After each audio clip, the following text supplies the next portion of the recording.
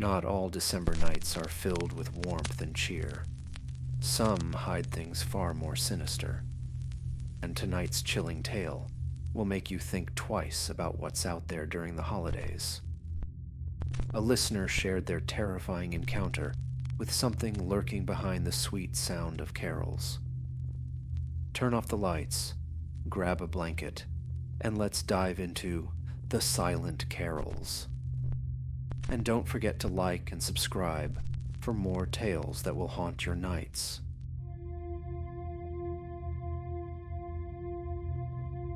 Christmas has always been my favorite time of year. The lights, the music, the cozy feeling of being surrounded by loved ones. It's magical. But last December, something happened that changed the way I feel about Christmas forever. I had just moved to a new town for work, a quiet little place tucked away in the hills. I didn't know anyone yet, so when Christmas Eve rolled around, I decided to stay home and keep it low-key. The streets outside were blanketed in snow, the kind that muffles every sound and makes the world feel still. Around 9 p.m., I was sitting in my living room with a mug of hot chocolate, watching a Christmas movie, when I heard it. Faint singing. At first, I thought it was the TV, but when I muted it, the singing continued, soft, melodic, and coming from outside. Curious, I peeked through the curtains. My house sat on a quiet cul-de-sac, with only a few other homes nearby. At the end of the street, under the glow of an old street lamp, stood a group of carolers. There were 4 of them, all dressed in old-fashioned clothes, scarves, long coats, and bonnets, like something out of a Victorian Christmas card. I smiled, thinking how charming it was, and opened the door to hear them better. Their voices were beautiful, harmonizing perfectly in a hauntingly sweet rendition of Silent Night. The cold air nipped at my cheeks as I stepped out onto the porch, drawn to their singing. "Beautiful, isn't it?" a voice said behind me. I jumped, turning to see my neighbor, Mrs. Klein, standing on her porch next door. She was bundled up in a thick coat, her face partially hidden behind a scarf. "Yeah," I said, still watching the carolers. I didn't know anyone still did this. Mrs. Klein didn't respond right away. When I glanced at her, she looked uneasy, her eyes fixed on the group at the end of the street.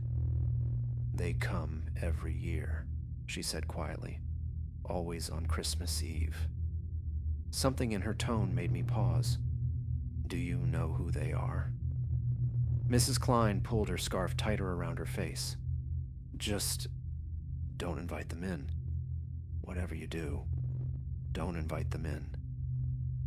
Before I could ask what she meant, she turned and went back inside, her door shutting firmly behind her. I stood there for a moment staring after her, then turned back to the carolers. They were still singing, their voices impossibly steady despite the cold. I felt a strange pull to walk closer, to get a better look, but something in Mrs. Klein's words stopped me. Instead, I waved to them and called out, "Merry Christmas." The singing stopped abruptly. All 4 of them turned their heads toward me in perfect unison.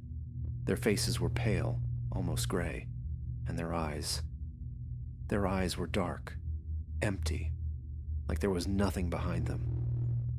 A shiver ran down my spine. I forced a smile and stepped back into my house, locking the door. I tried to shake off the unease, convincing myself that it was just the strange lighting, or the way the shadows played tricks on my eyes. But then, the singing started again, closer this time. I froze, my hand hovering over the light switch. The sound wasn't coming from the street anymore.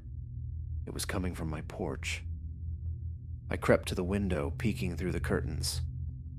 They were there, all 4 of them, standing perfectly still just a few feet from my door.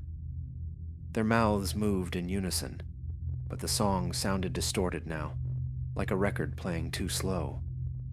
I backed away from the window, my heart pounding. Then came the knock, 3 sharp, deliberate raps on the door. "Don't invite them in." Mrs. Klein's words echoed in my mind. "Who's there?" I called, my voice trembling. The singing stopped. For a moment there was only silence.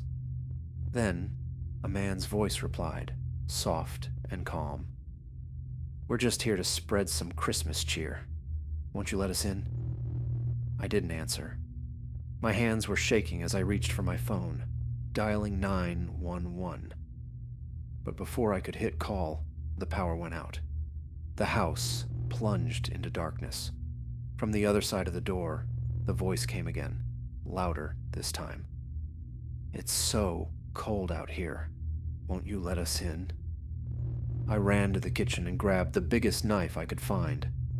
My phone's screen was the only source of light as I stumbled to the back of the house, looking for a way out. Then, I heard it. A window sliding open. They were inside. The singing started again, faint but growing louder.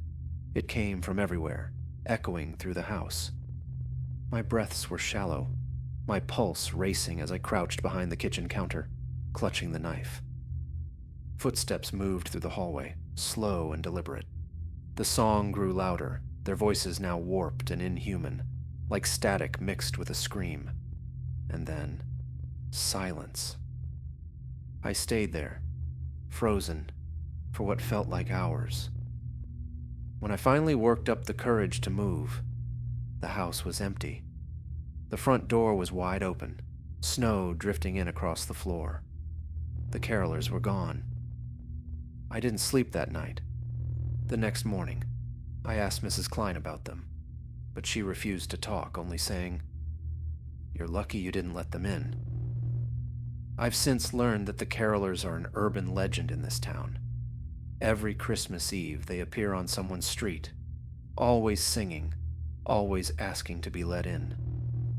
No one knows what happens if you do, because no one who has ever been seen again.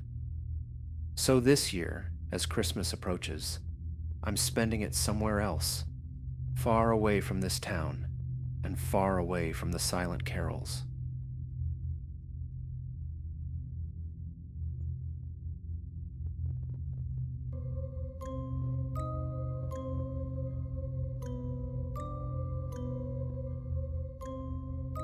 If you enjoyed this episode, like and subscribe for more eerie tales. Don't forget to hit the notification bell so you never miss a story. Until next time, stay safe and keep your lights on.